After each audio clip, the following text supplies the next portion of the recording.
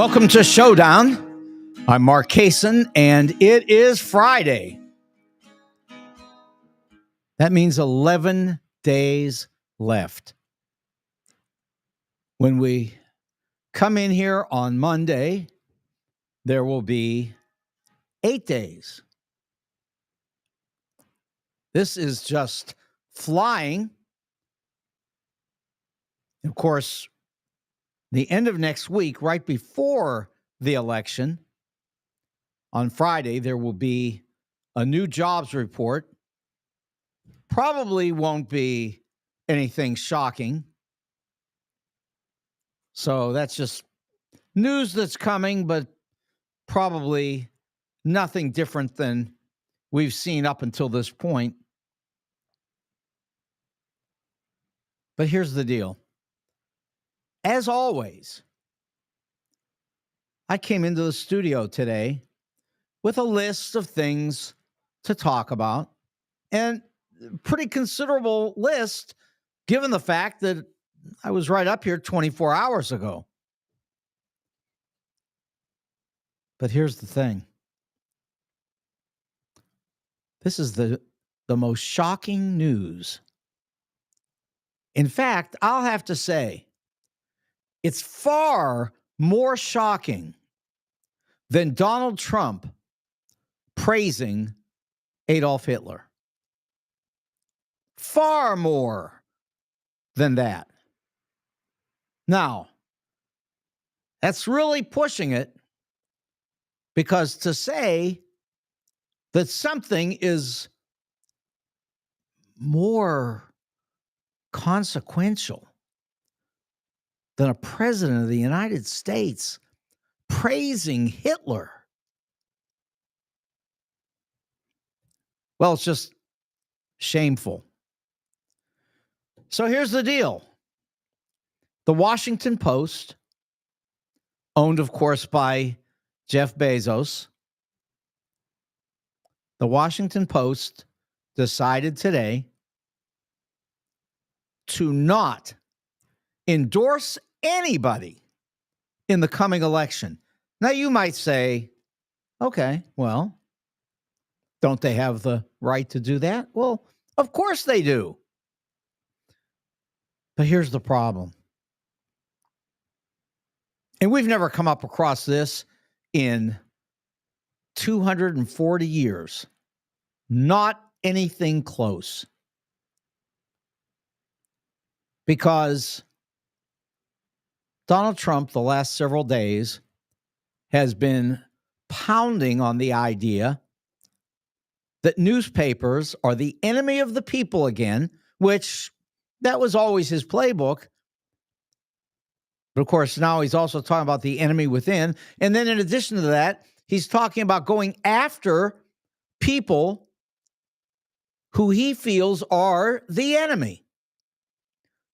Going after them directly with the military. Sending the troops to newspapers to round up editors, owners, writers. I don't know where we would ship them, although I shouldn't say that, because we have, as we'll talk about in a little bit here, a direct input into essentially Soviet Russia, but let's just call it Russia. And so we could put these people in the Russian gulag. That would work. Just send them off to Siberia, and they'll end up dead in the same situation where Navalny ended up dead. Trump's threatening it. He's already said it. Listen, if you haven't heard it today, if you didn't hear it all week, I don't know what to tell you. You're listening to Fox. That's all. So keep listening. You don't want to hear it. La, la, la, la, la, la, la. Yeah, put your hands over your ears and do the la, la, la. And then you don't have to worry about anything. And I guess maybe Trump might not be coming for you. Although he has said that when it comes to deportations, it's not just illegal immigrants, and it's not just immigrants. American citizens as well can be part of this mass deportation of millions of people. So, while you got your ears covered, he might be coming for you. We know what Hitler did, and we know what they said in Germany. Come on, this guy's not going to do this. I mean, I know absolutely that there were many German Jews who said he might come after the Polish Jews.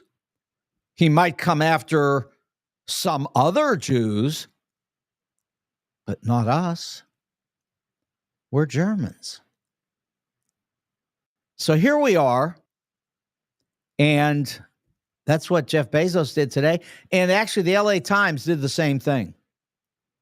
Backed off of any endorsement, which in the case of the LA Times, that's pretty amazing given the fact that Kamala comes from California. This is not a policy issue. That's not what's going on here. All of these people have supported Kamala, believe in what she's doing. It's just one thing. They're scared. They are frightened. They believe that if things go the other way, if they go in favor of Donald, that he may show up at their business with the military, start arresting, smashing equipment, destroying the newspapers. You know what it says at the top of the Washington Post? It says, democracy dies in darkness. The newspaper that says that democracy dies in darkness shut down today. They shut down. Oh, they may have some news reporting that goes on, but they shut down. And they might as well take that off the newspaper. There are people in the newsroom right now talking about what should they do? Should they resign? I mean, they just can't believe what's going on. They are talking about resigning from the Washington Post today. They're on network television tonight talking about resigning from the newspaper. Yeah, Michael says, we'll visit you in the gulag, Mark. And listen, I've told friends, and I'm really not kidding. At my age, I am perfectly not just willing to go. I think that on November 6th, if he were to win, which, again, he's not going to, but if he were to win on November 6th, I would be on the air at 4 o'clock asking, where do I have to sign up to be arrested? Now, you think I'm kidding, but I'm actually not. And let me add to it this way.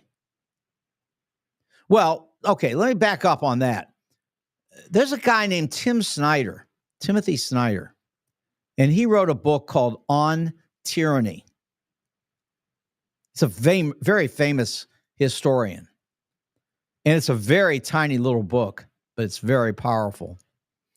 And in this book on tyranny, Snyder says that if you're somebody in great power and you're being threatened by a dangerous dictator, that the most dangerous thing that you can do is give in. The most dangerous thing you can do is allow the dictator to think that he got his way. Because what it is it's basically instructing that dictator on how to go about controlling everybody and getting exactly what they want. Now, that's one part of it. And then this was the other thing that I was just about to say. And I say this pretty routinely. Before I had any idea that the Washington Post or that any giant news organization in the United States could possibly cave in to Donald Trump. And he hasn't even won yet. And they're caving in. So here's what I've said. I ask people all the time, have you ever seen the movie Spartacus? Spartacus is one of my favorite films. I mean, I have many, but it's one of my favorite. And of course, if you haven't seen it, I mean, I don't know, but if you haven't, 1959 film with, of course, Kirk Douglas. And Kirk Douglas in the film, before the film, tells the people from the filmmaking company if they want him in the film, they're going to have to put on the credits Dalton Trumbo. Dalton Trumbo had been blacklisted all during the communist scare led by, of course, Joe McCarthy.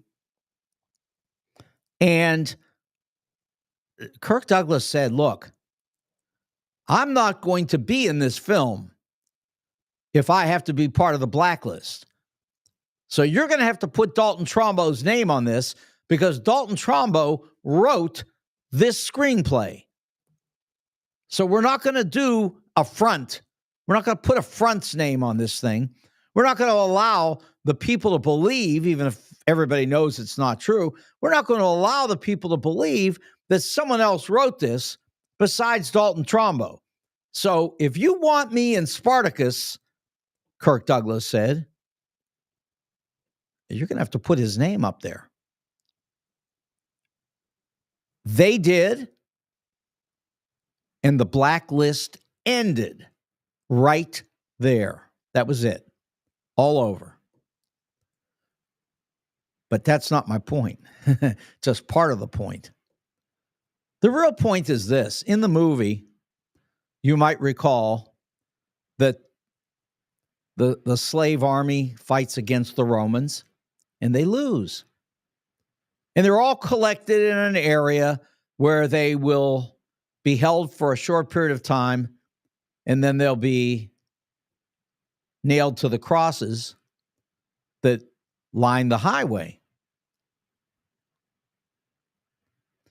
And in putting those people up on the crosses, the first thing that they want to do is they want to put up Spartacus, who led the entire slave revolt. And so they're all together, and the generals come in and they say, look,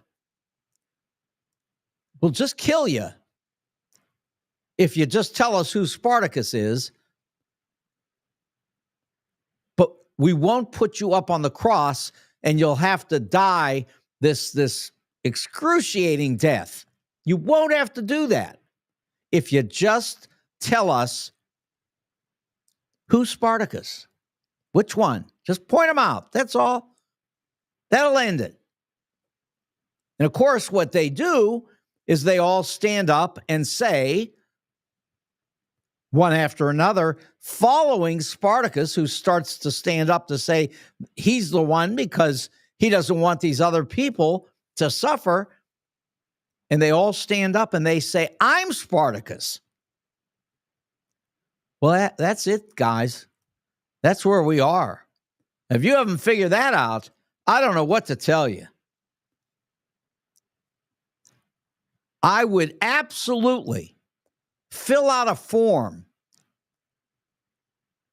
signing up to go to wherever Donald wants to send everybody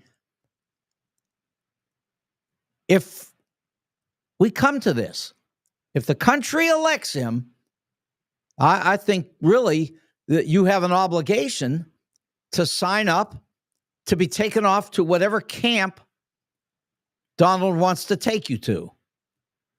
And again, just like this business with Hitler, if you don't believe that's what's happening, just take a look at Jeff Bezos today. That's all. You don't have to go any further. You know what's going on here. Bezos, with his billions, decided to protect his business interests and, I suppose, wanted to be sure that he wouldn't be going off to a camp. So he backed off of any support for either of the candidates. Didn't want to support Donald, okay, but thinks that maybe he could get away with just hanging out in the middle. Maybe that would work. But as Timothy Snyder said, it doesn't work.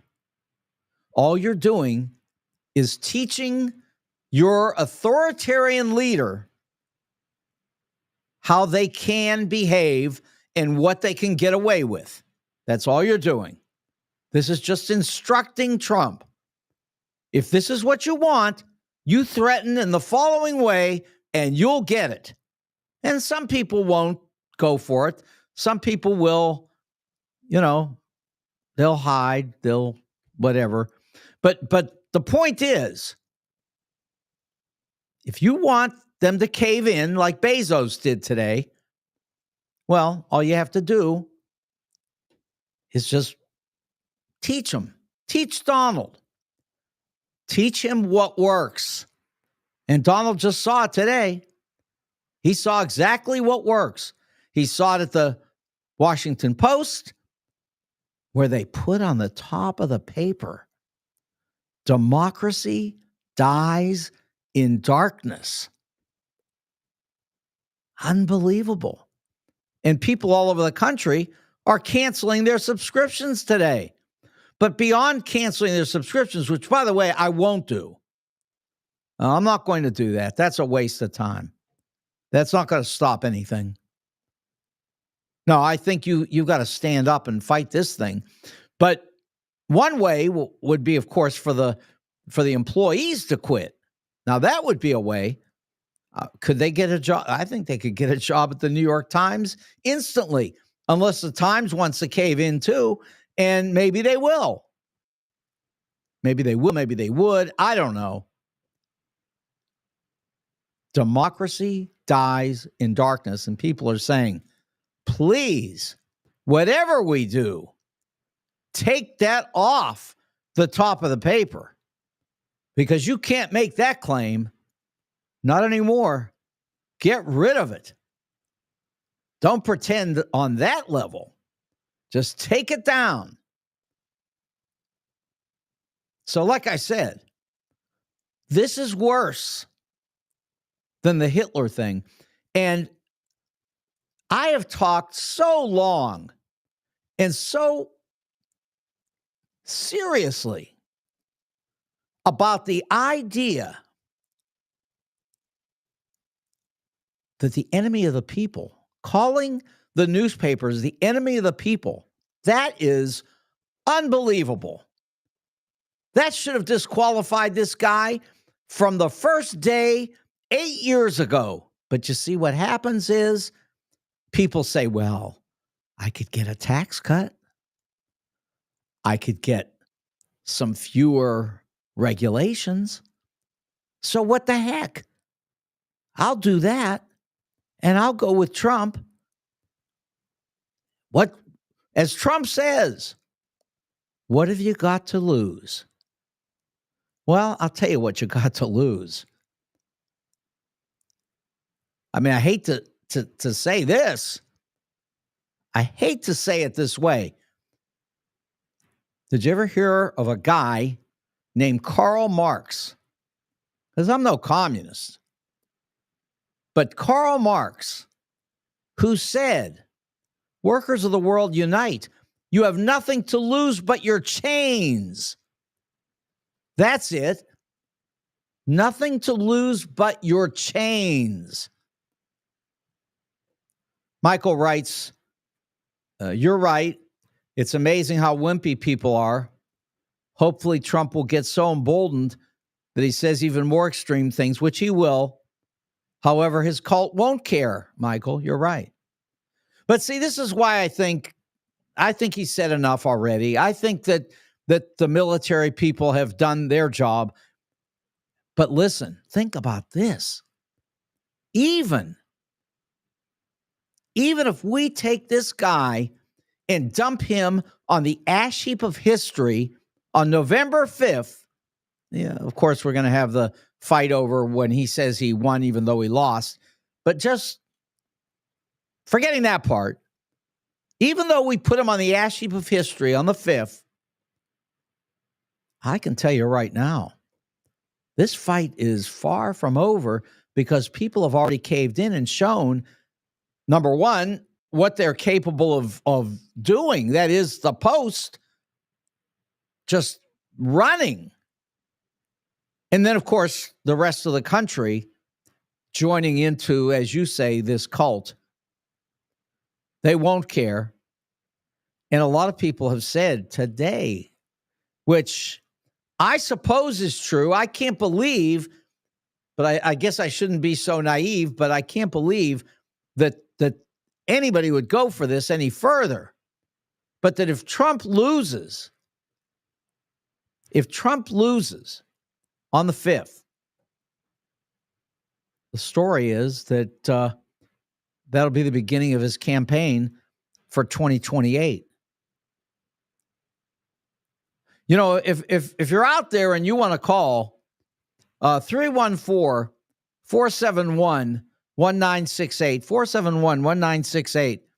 471-1968, do you think Trump would run in 2028?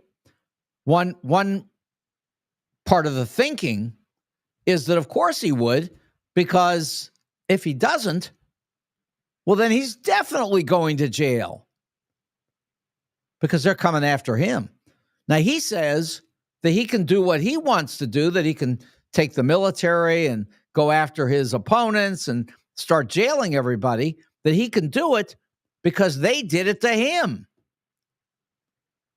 Michael says he won't be alive. Well, Michael, I hate to say this. I think he will be alive. And I think that it's our job as the United States of America to protect his life tremendously. Now, if you're talking about the fact that he's morbidly obese and that he might not live to be 82, that's probably true. The odds would be against that one. So you're right on that. But we need to protect that guy. The worst thing that could happen in the United States would be for somebody to get their hands on him. So that would be horrible. I can't imagine. And I'm so glad that when they shot at him that day, I don't know if he moved his head or if a mosquito bit his ear. But whatever happened, I can just say this. I'm very pleased that he survived. We need him out here. We need this fight. And you know, Kamala says, of course, and I love when she says it. I love waiting for her when I listen to her speeches. And she says, when we fight, we win. And I totally agree. I mean, I believe she's correct. I have said, and I believe this firmly, that when she wins on November 5th, that the inauguration of Kamala Harris in terms of inspiration has the potential to rival John Kennedy from 1960. I mean, it does have that potential. This is that kind of a time in our history. It's amazing. And I think she's absolutely up to it. I think she totally is up to it. So, I mean, I'm looking forward to her inauguration in January. I think it'll be an amazing event. Of course, before that happens, we're going to have some unbelievable battles because you know what Trump is going to try to do when he loses this election. First, he's going to lose his mind, which, I mean, he's already lost, but he's going to go nuts, further nuts, and he's going to encourage violence, and there will be violence, I believe.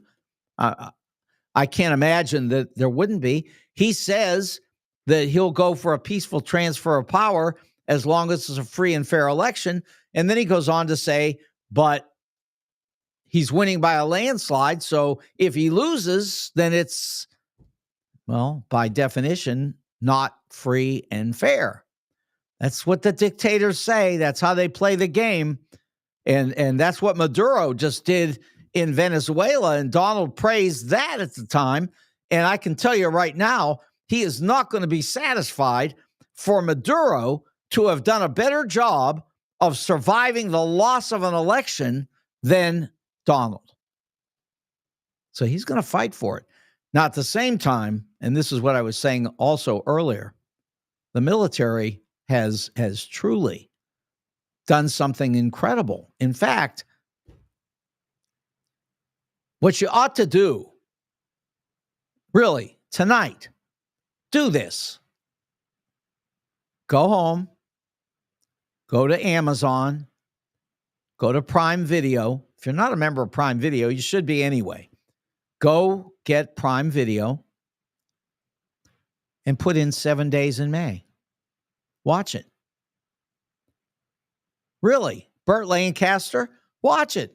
It's one of the great movies of all time, and it's all about the military, and it's all about a rogue military officer trying to take over the United States, and it's one of the famous movies of all time. It's a tremendous classic.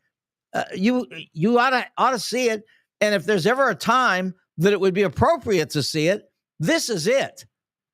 So really, I don't know. People hardly go to the movies anymore. It's amazing to me. But in any case, that would be something to do tonight or over the weekend. I would strongly recommend it. 7 Days in May. Great movie, and it applies perfectly to what's going on here today, as sad as that may be. So what did Donald say yesterday? I mean, this is where I probably would have started, if not for the capitulation by the Washington Post and Jeff Bezos. And here's the other thing. Before I do this,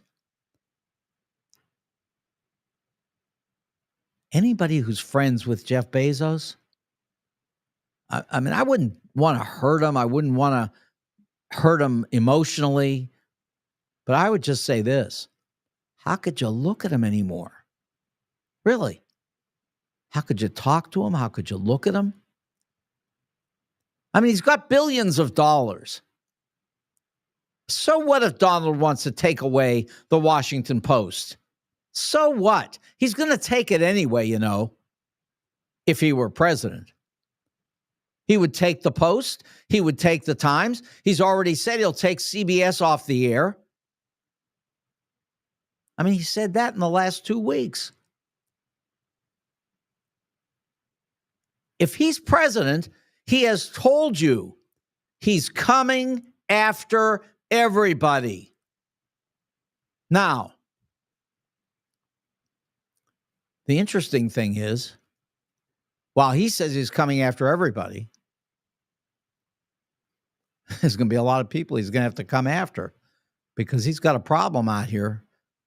There are people who want to get him. And by the way, he'll have to come after all the women because this vote is going to be women against men. And the only way Donald could possibly win is if there were more men than women voting in this, and there aren't. See, that's why I know he's not going to win.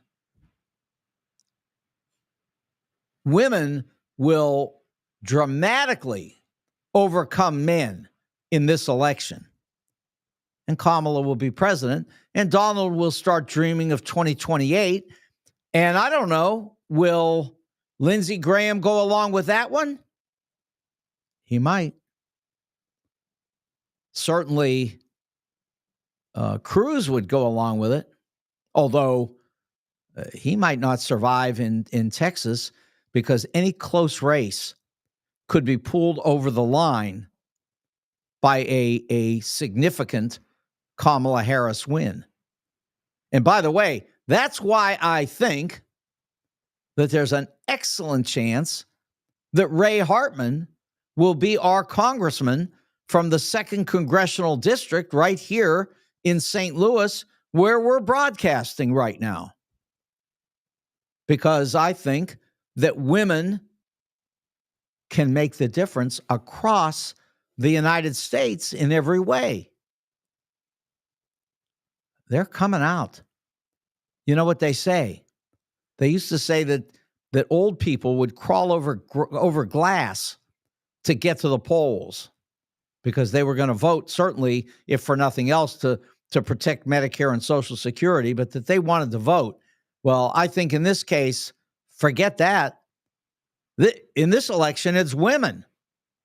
And I want to say again, as I've said from the very beginning, this has nothing to do with abortion. Nothing. I mean, if you're talking about abortion, well, you're lost. And there are people who are. Don't do it.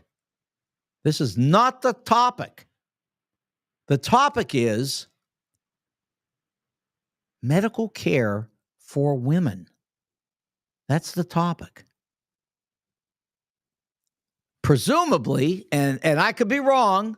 I mean, I'm not wrong about a lot, but I could be wrong on this one.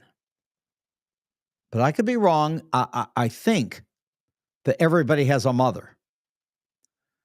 I could be wrong. It's possible. But I want to say, if you've got a mother, if you've got a daughter, if you've got a sister, how could you vote anyway except for to protect their right to medical care in a country that is preparing to put doctors in jail for giving a woman an appointment and taking care of her problems if she's pregnant?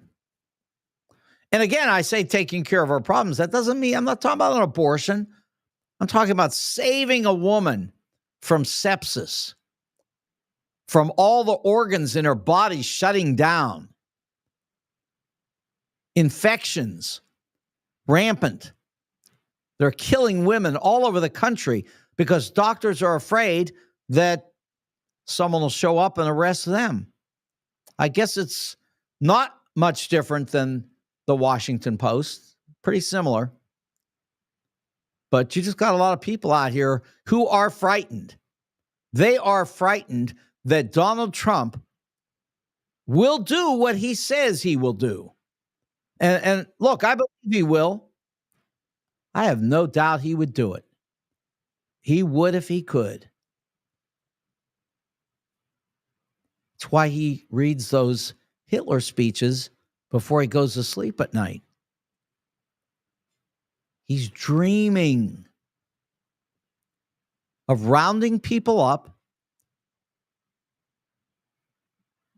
maybe Jews, of course, but I mean, everybody goes after the Jews, so that's nothing. But how about, blacks and Muslims and, just anybody he wants. Anybody. Everybody. Read Timothy Snyder on Tyranny. It's a great book, and you'll learn a lot about where we are alive today, where we exist. Pretty scary stuff. There's another book. I'm coming to my my lead for today that I still haven't gotten to 35 minutes into the show. You know, there's a book called True Believer. It's a great book. I read True Believer when I was 14 years old. It's a book by a man named Eric Hoffer. What a fabulous book. It's all about mass movements and the hysteria that accompanies them. And it is very much a book about the Make America Great Again movement. It's very much about that. And other movements throughout history. But he outlines in the introduction, he doesn't even get into the book, and he outlines it.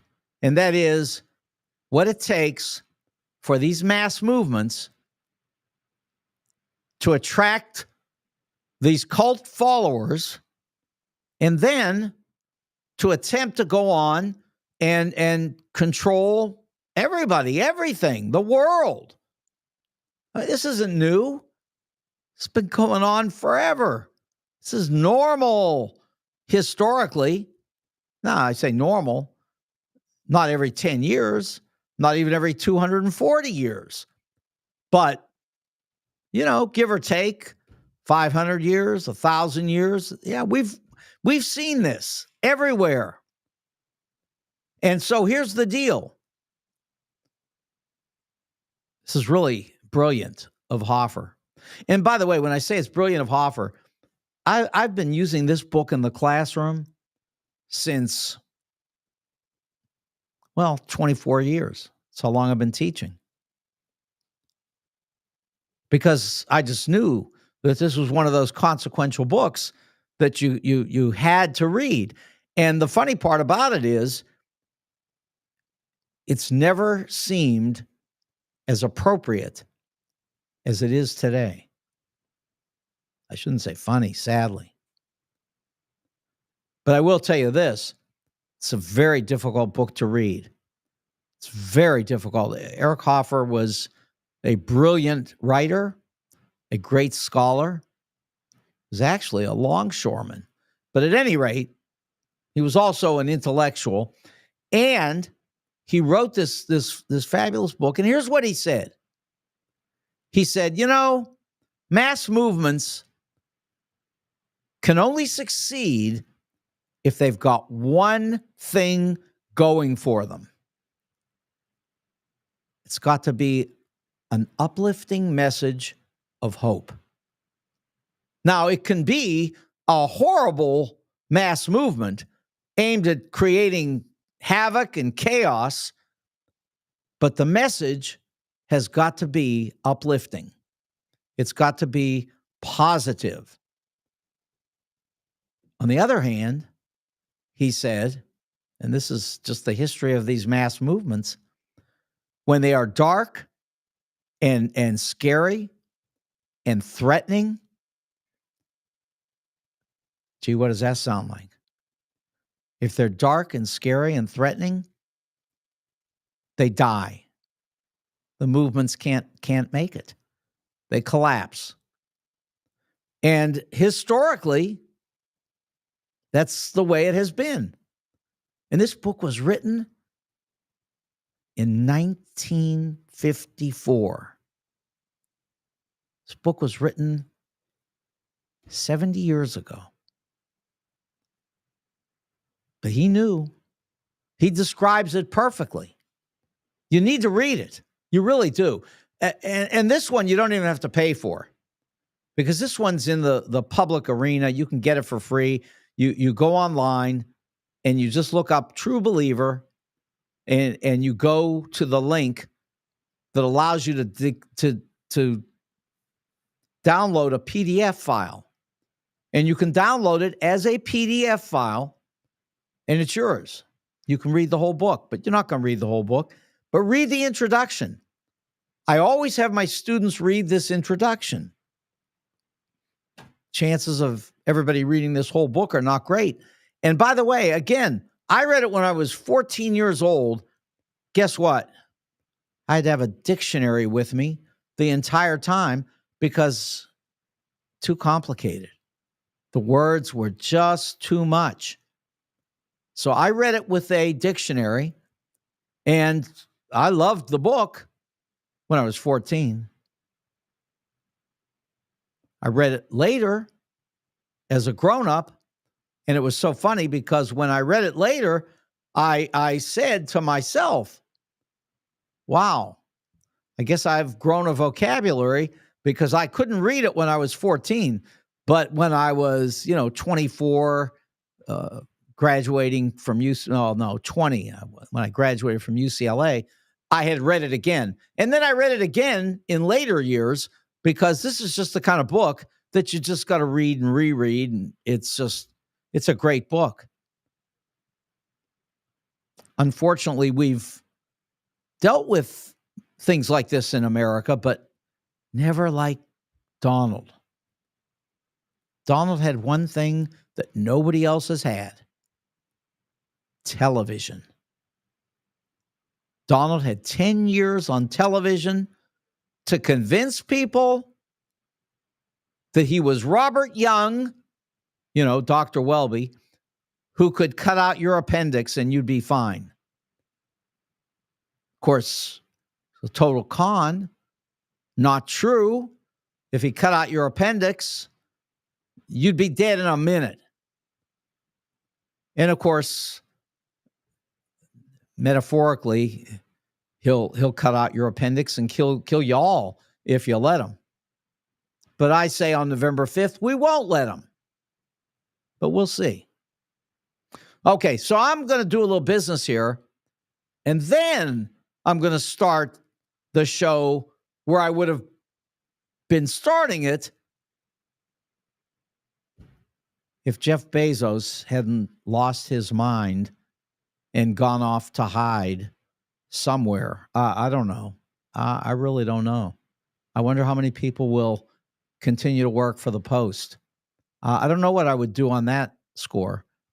I might be knocking on the door at the New York Times, and before I took the job, asking, will you cave in?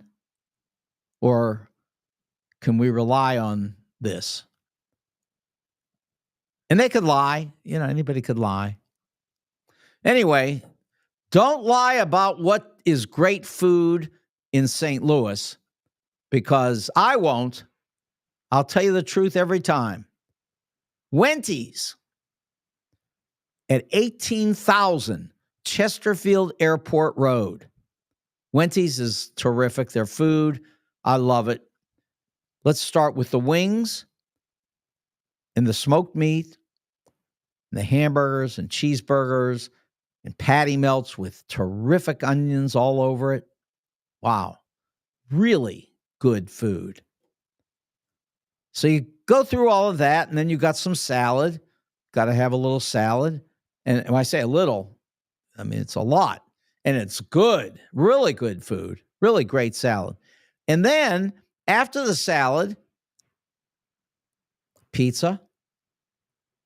Really good pizza. It's Wendy's, excellent pizza. And then finally, we get to the baby back ribs, which I love. And don't forget the onion rings that go with the ribs. And then you've got a meal at Wendy's. Now, if you want that same meal and you happen to be anywhere close to Defiance, well, then you go to the Defiance Roadhouse, the Wendy's Roadhouse, and you get the same great food at $29.99 South Highway 94. Always great food, always terrific people. That is Wendy's. Now you can get great jewelry. All you have to do, just go down to 4506 Hampton, and you'll get terrific jewelry at Jewels on Hampton. Great deals because Al runs it. His son AJ helps too. And I can tell you, they run a great jewelry store. You will appreciate them beyond belief because they just fun, nice people, plus fair, honest. It's all excellent business at Jules on Hampton, 4506 Hampton. And don't forget, they'll also fix your watch. That's Jules on Hampton. Now, if you are thinking about that cold weather that's coming, then you need to be thinking about the St. Louis Suit Company because they've got overcoats that you will need. Now, you can stay warm a little bit in a suit jacket and all that. And I'm here with, one of my favorite suits. I've always liked these suits. I guess they call it houndstooth or something. But anyway, I love it. And it's always, there's always some suit that you can get at the St. Louis Suit Company. I'm always happy with them. Very happy with them. Great quality, terrific suits. And all I can say is check them out. The suits, the shirts, the shoes, the overcoats. And don't forget the ties, which look like $50, $100. I mean, they're nice ties. Very nice. Silk. But guess what? $5. It's ridiculous. St. Louis Suit Company, they've been there for 30 years in Clayton on the corner of Forsyth and Central. St. Louis Suit Company. Now, it's Friday. And of course, Friday is Spaghetti and Meatballs Day at Telena's. Telena's is in Creve Coeur. It's 141 and Olive, right next to the Deerbergs there. And you're talking about a restaurant that's been there for 40 years. I mean, that's unbelievable. The Italian food, it just can't be beat. And I just stop right there. Spaghetti and meatballs. Now, you can get whatever you want, and there are other things around too sometimes because Mehdi is Mehdi. He just has some creative things that he does. But I'll tell you this, the Italian food is unbeatable, and the spaghetti and meatballs are the best I've ever had in my life. So here we are, Friday, spaghetti and meatballs at Telena's. Check them out. Now, Michael says, not sure if this is old or new news, as I'm just looking at CNN for the first time today, but the editor-at-large for the Washington Post resigned due to Bezos' decision. Well, let's put it this way, Michael. It's about in line with what I've been talking about tonight as far as timing, because I only heard this tonight. Now, I've been teaching all day, so who knows? It might have been earlier as far as, by the minute, but it's today for sure. This was not there this morning. So it's today. And the editor-at-large resigned. There are a lot of people down there talking about resigning. That's too sad. And again, it just gives Donald all the information he needs. It tells him all you have to do is threaten these people, maybe kill a reporter here or there, and these people will fold instantly. So that's too bad.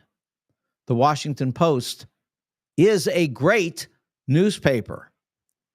Jeff Bezos is a scared little boy. Sorry to say.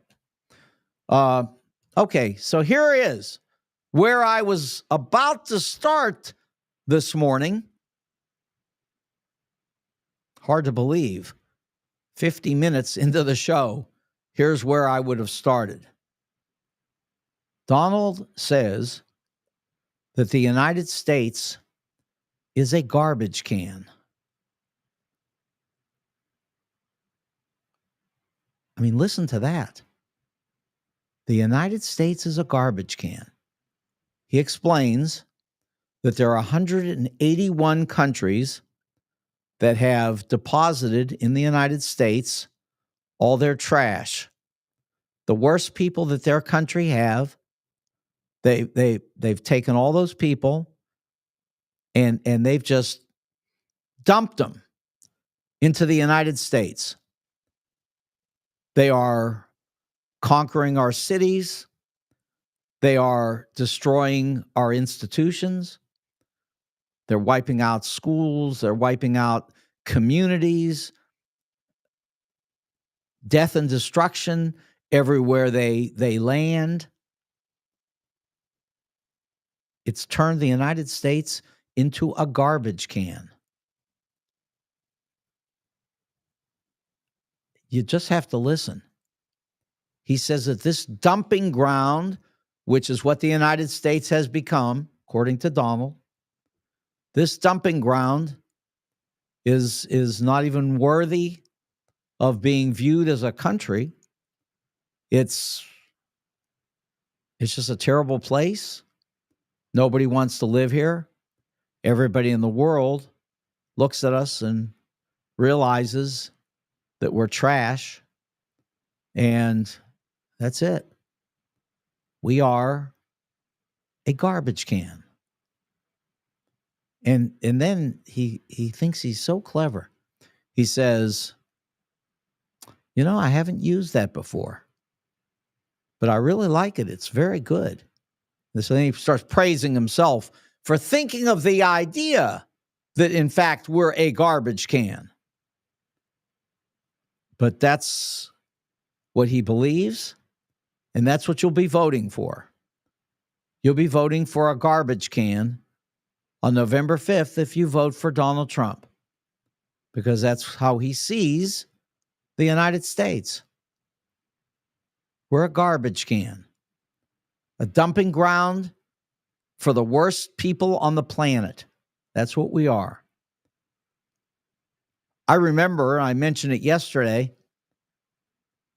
he had been talking a few months ago about how if you went out to buy a loaf of bread, you wouldn't make it home because this refuse that he's talking about, these dangerous people dumped here by 181 other countries, they would slit your throat on the way to buy a loaf of bread. At the time,